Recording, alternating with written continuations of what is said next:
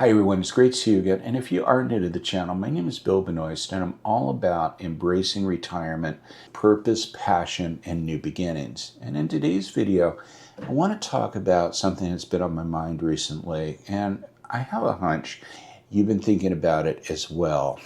Where the hell is time going? I mean, it just seems like time is flying by so quickly.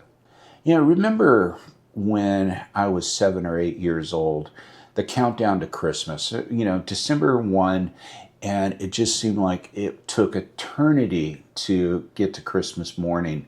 And I also remember, being 13 or 14, and all I wanted to do was be an adult. I just wanted to get to that age of 18 so I can, do my own stuff and not have my mom telling me what I could and could not do. And it didn't even stop at that point. I remember maybe 23 or 24. I can't remember exactly how old I was, but the movie The Big Chill had just came out, and it was about 30-somethings. If you baby boomer or a Gen Xer, you've probably seen that movie. If you haven't, it has a great soundtrack, but it's, about a group of 30-somethings that kind of come together over the death of one of their college friends. And I love that movie. And kind of like, it was like, well, I'm 24. This looks like a pretty cool age to be at, 34, 33, 35. My God, I got two daughters knocking on the door of turning 40 soon. Where the hell does time go? It's like we have this internal clock, and we just want it to stop speeding up, maybe slow down, so we can just kind of savor some of our life's moments. And it's really can play havoc on us. And so I was doing some research on this, and what I found was that there's actually something called the proportion theory that they say that researchers, that is, will say that if you can kind of understand these things, it could help, pretty much accept the way things are, I guess, because you're not going to be able to change time.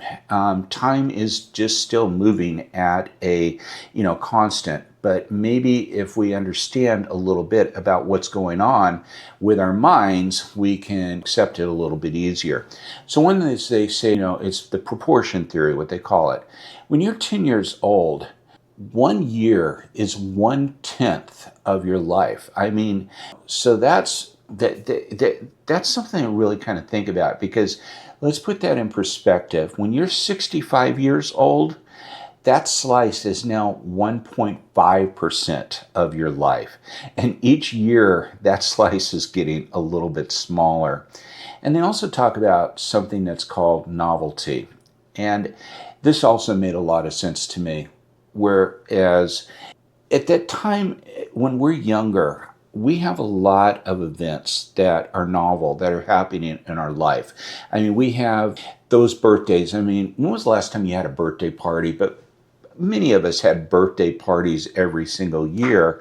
And we had elementary graduation, and then just a couple of years later, we had graduation from middle school, and a couple of years later after that, we had graduation from high school. For many of us, we graduation from college, marriage, getting the first job, having a child. All these things were kind of compacted into just that slice of life. But now that we're older, we don't have those novelty events that are happening as much anymore. And maybe what we need to do is we need to create and embrace novelty, because that is what they say will really kind of make a difference as far as feeling that, bringing time coming in a little bit slower. And what they say is, number one, for example, if you go on vacation for a week, that week is going to feel like a lot longer for you than if you're just sitting around the house routinely.